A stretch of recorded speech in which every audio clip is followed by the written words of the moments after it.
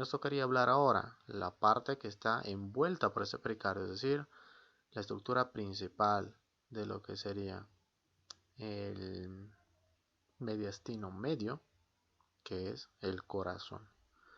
Entonces, en cuanto a lo que sería este corazón, vamos a aprovechar este corte sagital para hacer una introducción en cuáles son las partes que componen este corazón, al menos hablando de lo que serían las capas del corazón.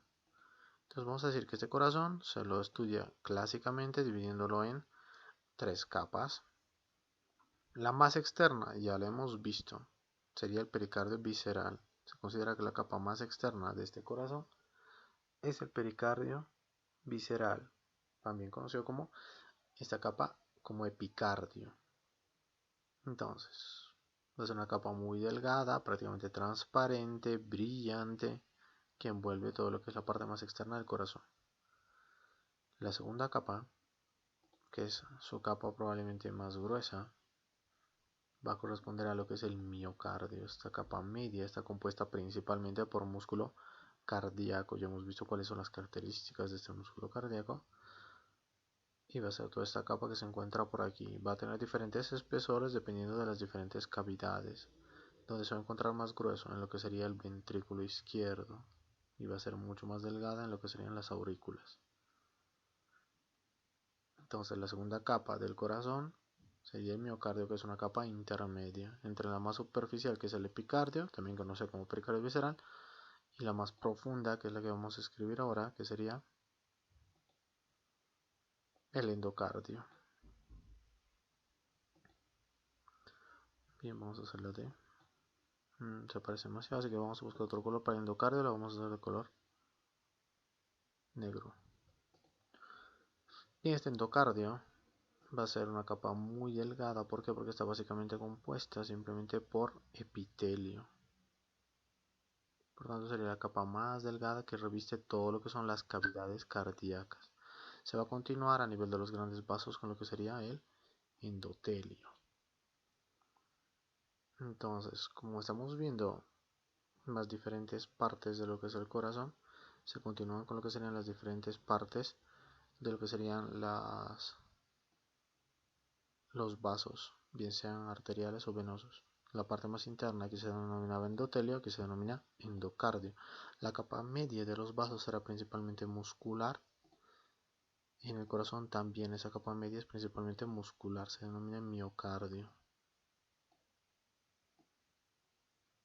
Y la capa más superficial del corazón, relacionada con lo que sería el pericardio, se la conoce como epicardio y corresponde a lo que sería el pericardio visceral. Por tanto, ¿cuáles son las tres capas de lo que es el corazón? Pues las tres capas van a ser estas que se ven aquí. La primera sería el epicardio, también conocido como pericardio visceral, una un poco más profunda, más gruesa, la más importante de tipo muscular es el miocardio, y la tercera, muy delgada y más profunda, revistiendo las cavidades cardíacas, es el endocardio, básicamente su epitelio y la membrana basal que lo sostiene. Y por dentro de eso que tendríamos pues las cavidades cardíacas, bien sean las cavidades de las aurículas o bien sean las cavidades de los ventrículos. Entonces básicamente esa sería la constitución de lo que corresponde al corazón. Ahora, hablando de lo que es el corazón, vamos a decir que es una estructura que es ligeramente más grande que lo que sería el puño cerrado de una determinada persona,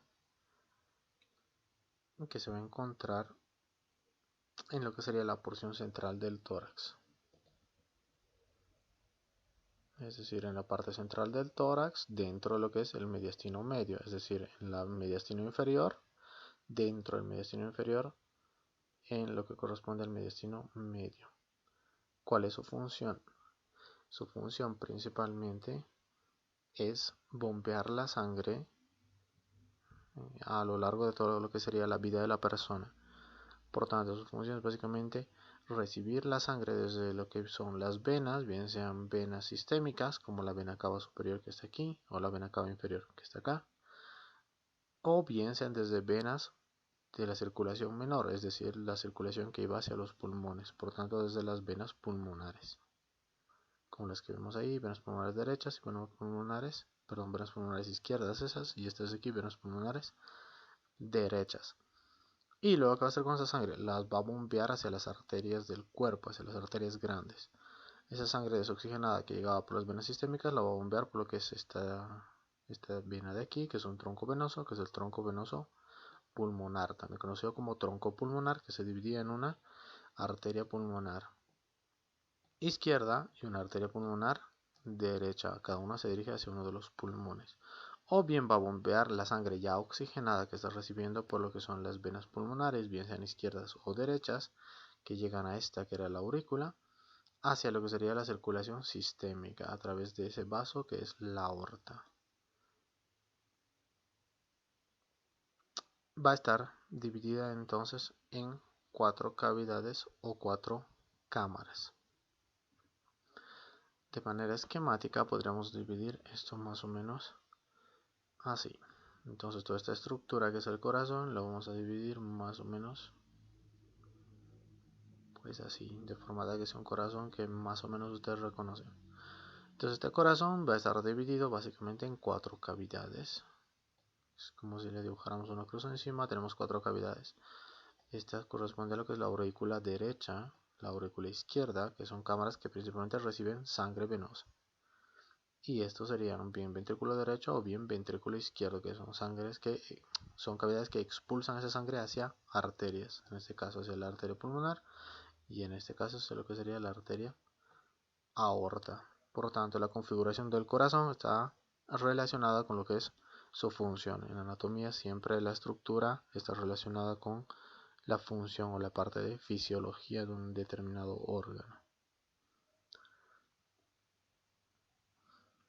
Entonces, esta función de bombeo la van a realizar gracias a lo que sería una división del corazón, que es una división simplemente orientativa, es una división que hacemos para estudiar. Entonces esta división del corazón suele decir que el corazón se divide en 2 partes, un corazón derecho y un corazón izquierdo. Obviamente no existe un corazón derecho y un corazón izquierdo, sino que lo que se hace es dividir este corazón en 2 mitades. La parte derecha se dice que es un corazón derecho. Está relacionado con sangre poco oxigenada. Entonces va a tener sangre poco oxigenada que tiene que ir hacia los pulmones. Entonces sangre sistémica, es decir, sangre que está viniendo de todo el cuerpo y que luego va a ser enviada hacia los pulmones. Y el otro corazón es el corazón izquierdo. Ese corazón izquierdo,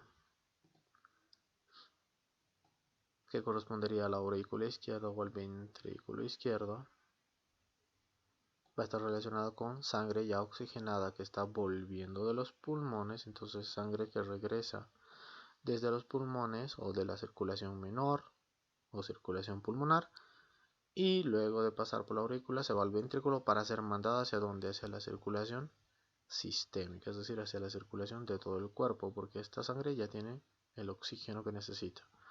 Entonces, cuando escuchan hablar de corazón derecho y corazón izquierdo, no es que sea una persona con 2 corazones, es que están hablando de la parte derecha del corazón o corazón derecho, que se encarga de trabajar con sangre poco oxigenada, que recibe sangre de todo lo que sería la circulación sistémica y la manda hacia la circulación pulmonar, hacia los pulmones para que se oxigene.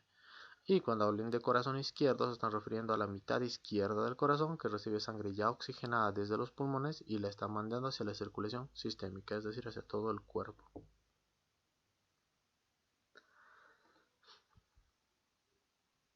Entonces en esta imagen o en este gráfico estamos viendo básicamente eso.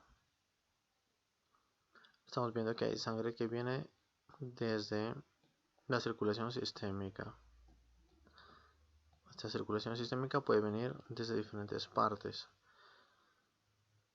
Pues para lo que sería en este caso lo que sería el corazón derecho, vamos a hablar primero del corazón derecho. Aquí estamos viendo la aurícula derecha y aquí estamos viendo el ventrículo derecho. Ambas cavidades son del lado derecho, por lo tanto se las denomina conjuntamente corazón derecho. Están recibiendo sangre poco oxigenada, por eso lo pintamos de azul. ¿De dónde llega esa sangre poco oxigenada? Depende, desde lo que serían todo lo que es la parte superior del cuerpo, es decir, extremidades, el cuello y la cabeza, va a llegar a través de lo que son Este de aquí que es el tronco venoso brachiocefálico del lado derecho, o este de aquí que es el tronco venoso brachiocefálico izquierdo, que se están juntando para formar esta de aquí que es la vena cava superior. ¿Cómo se formaba cada uno de estos troncos venosos brachiocefálicos? Por la unión de lo que era la vena subclavia y la vena yugular interna. Entonces yugular interna más vena subclavia dan el tronco venoso brachiocefálico. Cuando se unan ambos troncos venosos brachiocefálicos van a formar la vena cava superior. Y esa vena cava superior va a dar sangre hacia lo que sería la aurícula derecha. A esta aurícula derecha también va a llegar sangre desde lo que sería todo lo que es el tronco, básicamente, especialmente abdomen, pero bueno, también lo que sería el tronco, especialmente las paredes posteriores, y también lo que son los miembros inferiores, a través de esta que es la vena cava inferior. ¿Cómo se comunican esta vena cava superior y esta vena cava inferior? Se comunicaban también por una vena que no se ve aquí, que estaba en la parte de atrás, que era la vena ácigos. La hemos visto al ver la parte posterior de la pared torácica, la tenemos en otro video. Pero bueno, por ahora básicamente sangre de la parte superior del cuerpo, es decir, extremidades superiores, cuello y cabeza, llegan por la vena cava superior. De la parte inferior, es decir, el tronco y los miembros inferiores, llegan por aquí, que es la vena cava inferior. Toda esa sangre se va a concentrar en este espacio que es la aurícula derecha. Esta aurícula derecha se va a llenar de sangre y luego esa sangre va a pasar a través de esto que es una válvula, que son las válvulas, van a ser estructuras que separan cavidades del corazón. Vamos a pintar de negro, de forma tal que sea un poco más visible. Bien, eso que están viendo ahí, que está separando parcialmente, pero dejando un orificio, un espacio por el que puede transcurrir o ir la sangre, pues ese espacio es la apertura de esta válvula. Y el resto de la válvula está separando la aurícula, que queda por encima, superior, y en este caso lateralmente, de lo que sería el ventrículo derecho, que queda por debajo, inferior y medialmente. Entonces esa sangre va a correr ¿en qué sentido? Pues esa sangre corre en ese sentido. Vamos a ponerle negro. No, pues rojo. Entonces la sangre va en ese sentido, desde la aurícula derecha hacia lo que es el ventrículo derecho. Entonces luego esta sangre poco oxigenada se va a acumular en este espacio que es el ventrículo derecho.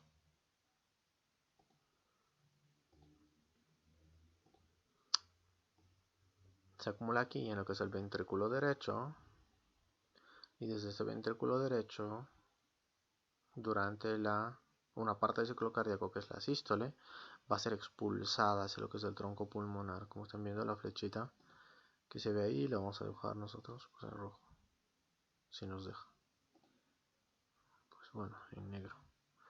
Entonces esa sangre luego va a salir desde lo que sería el ventrículo hacia lo que sería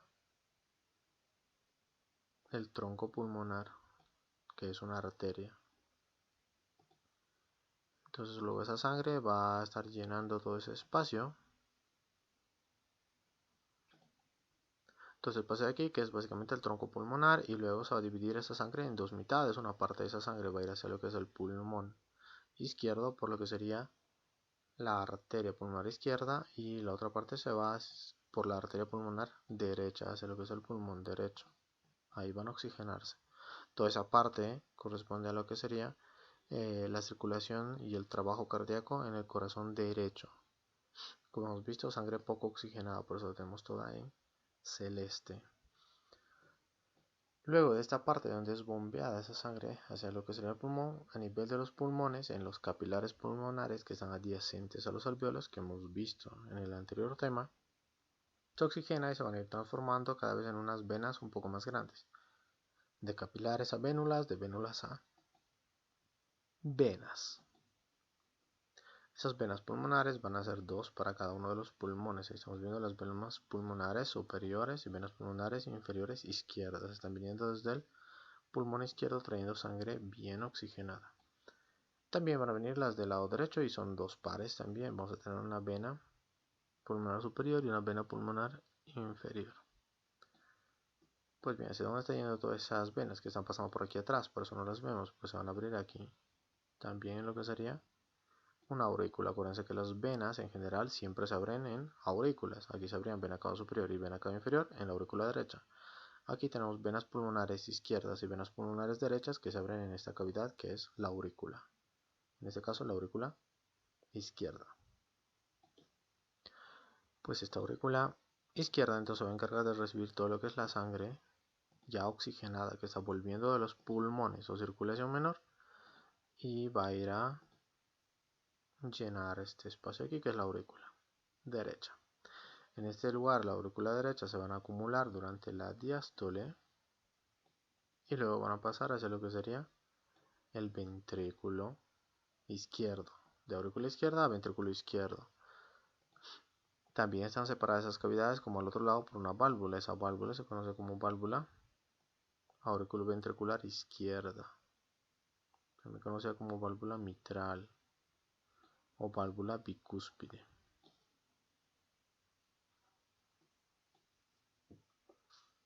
Se va a acumular dentro de lo que es ese ventrículo esa sangre durante toda la diástole, reuniéndose cada vez más y más sangre en este lado, que es el ventrículo izquierdo, y durante la sístole va a ser botada toda esa sangre hacia esa arteria que están viendo por ahí, que está pasando por detrás, que se conoce como arteria aorta. Hemos dicho que es la arteria más grande del cuerpo. Entonces de los ventrículos, la sangre siempre pasa a una arteria. Ventrículo derecho pasaba a ser lo que era la arteria pulmonar o tronco arterioso pulmonar. Y desde el ventrículo izquierdo va a pasar hacia lo que es la aorta. En este caso, la aorta ascendente, que es esta parte.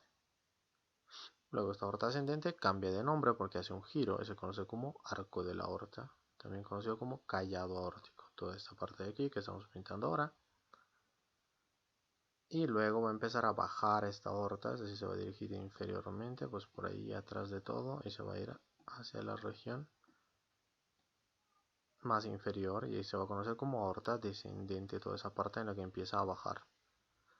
Parte en la que sube aorta ascendente, parte en la que hace el giro, el arco de la aorta o callado aórtico, y la parte en la que desciende se denomina aorta descendente. Luego esa aorta descendente se subdividirá de acuerdo a en qué parte del cuerpo esté. Si está dentro del tórax se denominará aorta torácica y una vez que pase el abdomen, pues aorta abdominal.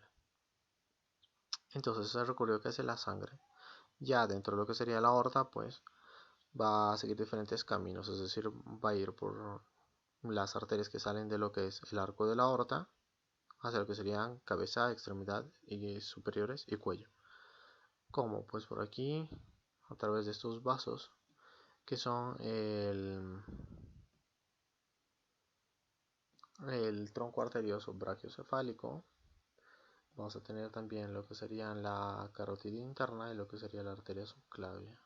Entonces, a nivel de esos tres vasos se va a dar la irrigación para la parte superior. Todo lo que sería el tronco suele salir de la aorta torácica o la aorta abdominal, y para lo que serían las extremidades inferiores por ramas terminales de lo que sería la aorta abdominal, que serían las arterias ilíacas. Por tanto, de aquí va a salir la circulación para todo el cuerpo. Ahora, ¿cómo se da eso por pasos o por fases? Pues eso se denomina el ciclo cardíaco. Este ciclo cardíaco es importante de entender porque se va a ver muchas veces durante lo que sería la carrera. Es importante para entender cómo funciona el corazón y también qué pasa cuando no está funcionando adecuadamente. Entonces, vamos a ver que pues está dividido el ciclo cardíaco en dos partes, la sístole y la diástole. Durante lo que es la diástole, como estamos viendo aquí. Bien, ¿qué pasa durante lo que sería la diástole? En lo que sería la diástole se van a cerrar unas válvulas que se encuentran separando las arterias de lo que eran los ventrículos. Es decir, pues aquí no las habíamos dibujado, ahora las dibujamos. Hay unas válvulas también aquí. Esas válvulas que van a hacer van a separar las arterias de los ventrículos. Por lo tanto, también tiene que haber una aquí que está separando este ventrículo izquierdo de esta arteria que era la aorta. Aquí hay otra que está separando esto de aquí que sería el ventrículo derecho de esto que es la arteria pulmonar o tronco pulmonar. Entonces, durante la diástole, ¿qué ocurre durante la diástole? Básicamente los ventrículos se relajan, como estamos viendo, ventrículo derecho y ventrículo izquierdo se relajan, es decir, dejan de estar contraídos y se pueden empezar a llenar de sangre. Entonces esto es el inicio de la diástole. Y aquí ya tenemos una parte más avanzada de la diástole. Todo esto de aquí corresponde a la diástole. Es decir, la primera parte del ciclo cardíaco. ¿Cuál es la característica de la diástole? Los ventrículos y sus paredes llenas de músculo están relajadas. Por lo tanto, van a permitir que se estiren y las cavidades se llenen de sangre. Entonces vamos a dividirlo en tres partes. La parte inicial de la diástole, es decir, el inicio de la diástole, se van a cerrar lo que serían las válvulas aórtica y pulmonar. Pues esta de aquí se denomina válvula pulmonar porque está relacionada con la arteria pulmonar, y esta de aquí se denomina válvula aórtica porque está relacionada con esta de aquí, que es la aorta. Entonces se cierran las válvulas que separan las arterias de los ventrículos. También son conocidas como arterias semilunares, ambas juntas. Son un tipo de arterias que se llaman arterias semilunares. Entonces, al inicio de la diástole, ¿qué pasa? Se cierran las arterias que separan, se cierran las válvulas que separan las arterias de los ventrículos. Es decir, que va a ocurrir un cierre de las válvulas semilunares, válvula pulmonar y válvula aórtica. Durante lo que sería la diástole media, de forma esquemática, por decirlo así, ¿qué va a pasar? Que esas aurículas que ya estaban llenas de sangre, aurícula derecha y aurícula izquierda llenas de sangre, van a empezar a expulsar esa sangre hacia lo que son los ventrículos. Entonces toda esta sangre va a pasar de aurículas a ventrículos en la parte media de la diástole. ¿A través de qué? De estas válvulas que se llaman válvulas auriculoventriculares, porque separan aurículos de ventrículos. Aurículas y ventrículos, entonces, están separados por estas estructuras de aquí que se conocen como válvulas. En general, ambas se denominan válvulas auriculoventriculares. Cada una tiene su nombre, pero como separan aurículas y ventrículos, pues ambas se denominan de forma conjunta o de forma general como válvulas auriculoventriculares. Entonces, en la parte media de lo que sería la diástole, ¿qué pasa? La sangre va a ser expulsada desde las aurículas hacia los ventrículos a través de lo que serían las válvulas auriculoventriculares. La del lado derecho se denomina tricúspide, la del lado izquierdo bicúspide o mitral. A través de esas dos válvulas pasa la sangre de aurículas hacia ventrículos. ¿Qué pasa en la parte final de lo que sería la diástole? En la parte final de la diástole, estas aurículas van a intentar botar toda la sangre que tengan. Aquí estaban llenas de sangre, por tanto, en cuanto había un poco de presión, la sangre empezaba a pasar hacia los ventrículos. En esta parte, que es la parte final de lo que sería la diástole, es decir, la relajación de los ventrículos, la sangre va a pasar ya con bastante esfuerzo, porque aquí ya hay mucha más sangre. Entonces, ¿qué tiene que haber? Hay una contracción de estas aurículas. Se contraen, se van a aplastar una pared contra la otra de forma tal que se expulse la mayor cantidad posible de sangre hacia el interior de los ventrículos. Entonces, diástole, tres fases. Una fase inicial, donde se cierran las válvulas semilunares, es decir, válvulas que separan las arterias de los ventrículos. En la segunda fase, ¿qué pasa? Empieza a pasar la sangre desde las aurículas hacia los ventrículos a través de las válvulas auriculoventriculares, bien sean la auriculoventricular del lado derecho, conocida como tricúspide, o la auriculoventricular del lado izquierdo, conocida como bicúspide o mitral. En la tercera parte de esta diástole, ¿qué pasa? Hay una contracción de lo que serían las aurículas. ¿Para qué? Para expulsar al máximo hasta la mínima cantidad de sangre que haya habido aquí, mandarla toda hacia lo que es el ventrículo. Entonces la última parte es una contracción auricular y la sangre sigue pasando de aurícula hacia ventrículo a través de esas válvulas que son las auriculoventriculares. Luego tenemos la segunda parte del ciclo. Esta segunda parte del ciclo la vamos a hacer en rojo y corresponde a lo que sería la sístole. Durante la sístole, ¿qué va a pasar? Vamos a tener dos momentos. En el primer momento se va a cerrar las válvulas auriculoventriculares, es decir, estas válvulas de aquí que separan las aurículas y los ventrículos se van a cerrar de forma tal que sirvan como unas compuertas que no permitan que la sangre vuelva hacia la aurícula. Entonces, en el momento inicial que va a haber un cierre de esas auriculoventriculares para que la sangre no vuelva hacia las aurículas.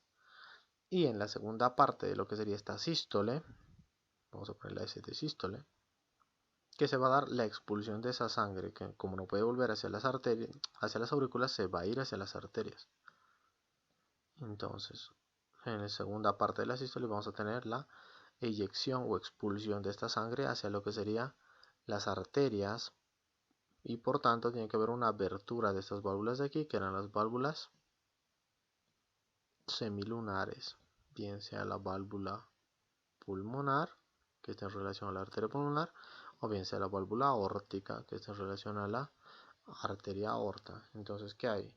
En la sístole, dos fases. La fase inicial se cierran las válvulas auriculoventriculares para que la sangre no regrese hacia las aurículas. Y en la segunda parte se abren las otras válvulas, que son las válvulas semilunares.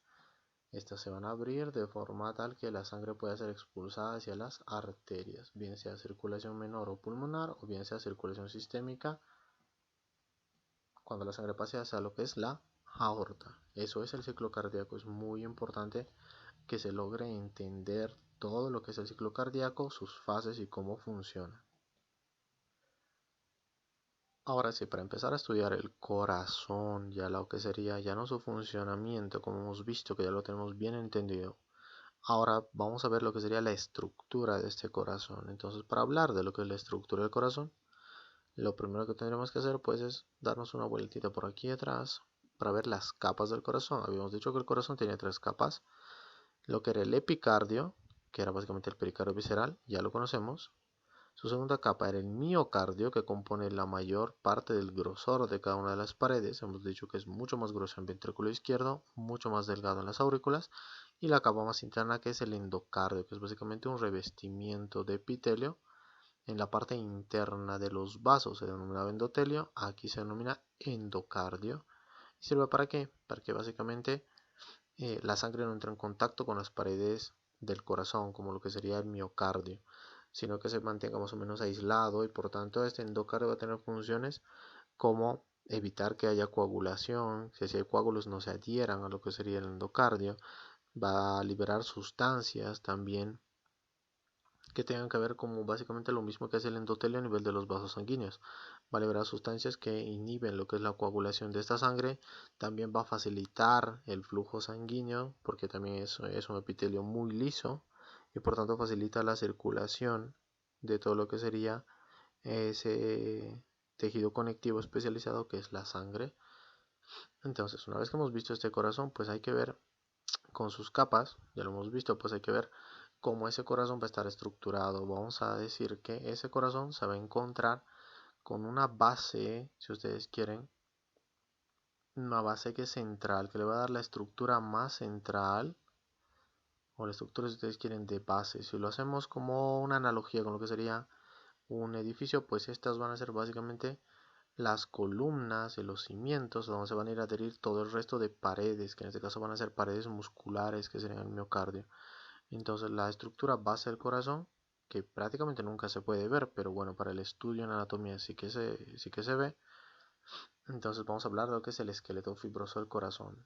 Va a tener algunas funciones importantes este esqueleto fibroso del corazón. La primera de esas funciones es que le va a dar, si ustedes quieren, la base para que todo el resto de partes o porciones del corazón tengan un sostén. Como dice su nombre, pues es el esqueleto, es donde se va a ir a fijar todo el resto de estructuras. Otra función importante, le va a dar los límites a lo que son las válvulas, bien sean los límites a las válvulas auriculoventriculares, como estamos viendo aquí, o bien sean las válvulas semilunares, es decir, las relacionadas con las arterias, como estamos viendo ahí. Entonces va a servir de límite para que estas aperturas entre lo que serían las aurículas y los ventrículos, o bien sea entre los ventrículos y las arterias, no se distiendan demasiado y no se den insuficiencias con tanta facilidad, insuficiencias cardíacas que ya van a ver. Entonces, otra función que va a tener, también va a servir como un aislante. Esta parte de aquí especialmente sirve como un aislante o una zona en la cual no va a permitir que la parte de arriba se comunique con la parte de abajo. Estamos hablando del miocardio, es decir, las señales eléctricas y de despolarización en las células del miocardio que queda por encima no se conecten con las señales que se encuentran por debajo. Esto es importante para es entender también un poco lo que es el sistema de conducción o lo que es la parte eléctrica del corazón, que obviamente es muy importante porque este corazón funciona autónomamente, es decir, él funciona automáticamente, no necesita que la persona esté pensando en hacer latir su corazón. Este funciona automáticamente y es necesario ese aislamiento para que las dos cámaras de arriba, que son las aurículas, funcionen por separado de lo que son los ventrículos y no se contraigan todas al mismo tiempo, porque si se contraerían todas al mismo tiempo, no habría el ciclo cardíaco, por tanto no habría sístole, no habría diástole y el corazón no podría ejercer su función de bombear sangre. Entonces, ¿qué hay que saber de este esqueleto fibroso además de esas que son sus funciones? Pues, como hemos dicho, pues va a servir para que se inserte todo lo que sería el músculo cardíaco. ¿De qué está formado? De tejido colagenoso denso, que está formada por 4 anillos, como estamos viendo, cada uno está hecho para una válvula. Estos grandes son para las válvulas auriculoventriculares. Este es para la válvula tricúspide. Perdón, esta aquí es para la válvula tricúspide. Esta es una visión del corazón, pues una visión posterior. Estaríamos viendo el corazón básicamente no como lo hemos estado viendo, que eran todas visiones anteriores, sino pues como una visión posterior. Vamos a ver si hay alguna.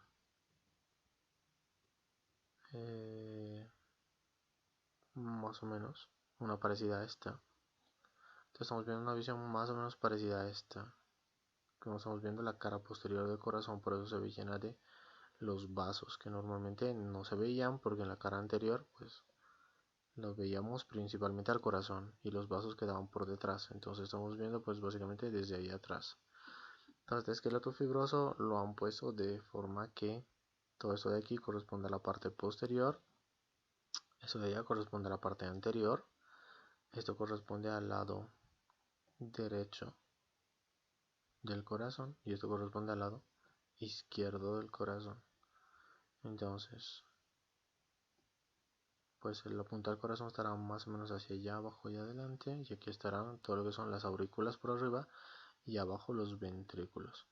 A este lado vamos a encontrar todo lo derecho y a este lado vamos a encontrar todo lo izquierdo, porque estamos viendo a la persona básicamente como si estuviera de espaldas a nosotros. Entonces, ¿cómo estaba constituido? Pues este esqueleto fibroso del corazón por 4 anillos. Hemos dicho que hay 2 anillos grandes que son para las válvulas auriculoventriculares, es decir, las que separan aurículas de ventrículos y sostienen a esas válvulas que son las válvulas auriculoventriculares. Entonces vamos a tener un anillo derecho. Este anillo fibroso derecho también se conoce como anillo de la válvula tricúspide.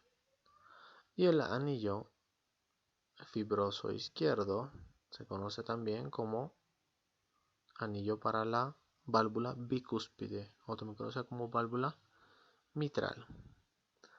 Y luego vamos a tener 2 anillos pequeños que se conocen pues como coronas debido a esa forma que tienen, como con unas puntitas, y van a ser anillos para las válvulas semilunares. Entonces tenemos la corona fibrosa para la válvula aórtica, es decir, el anillo fibroso para esa válvula aórtica, y la corona fibrosa de la válvula pulmonar para la otra válvula. Pues ya está, hay 4 válvulas en el corazón, por tanto hay 4 anillos fibrosos. Los anillos fibrosos más grandes para las válvulas auriculoventriculares, los anillos fibrosos más pequeños, también conocidos como coronas fibrosas para las válvulas semilunares. Además de eso, vamos a tener que hay unas prolongaciones que van a ser una prolongación superior y una prolongación inferior. La prolongación que se vaya hacia arriba, que estamos viendo pues más o menos aquí, esta parte triangular de aquí, la vamos a dibujar pues con otro color.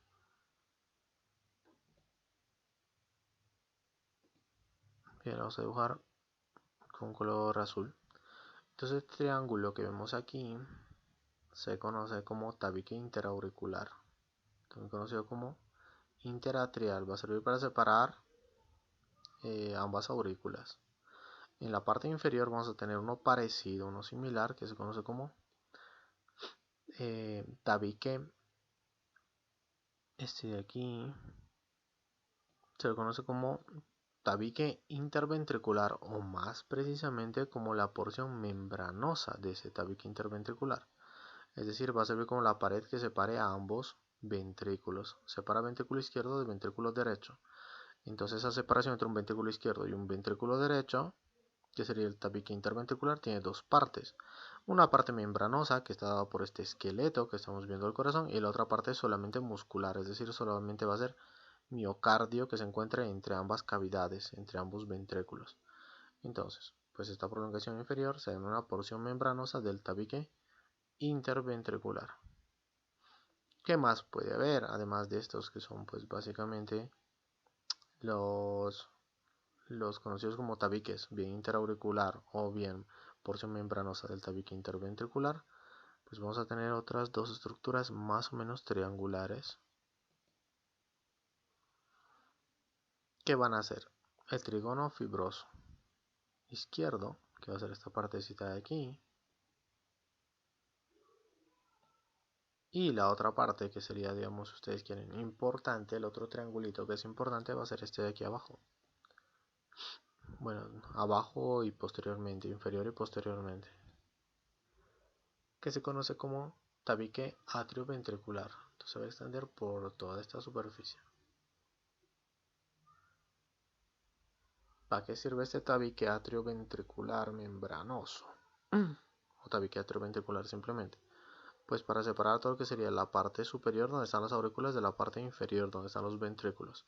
Esto es muy importante para que los impulsos nerviosos de la parte de arriba no se junten con los impulsos nerviosos de la parte de abajo, y así las aurículas puedan moverse independientemente de los movimientos que tengan los ventrículos. Si no hubiera este tabique atrioventricular de tipo membranoso que los aísla o los separa uno de otro, entonces cuando se contraigan las aurículas también se contraerían los ventrículos, y entonces sería imposible que un corazón lata, porque primero tienen que contraerse las aurículas para mandar la sangre, como hemos visto durante la diástole, hacia los ventrículos, y luego los ventrículos tienen que contraerse y mandar la sangre hacia el resto del cuerpo.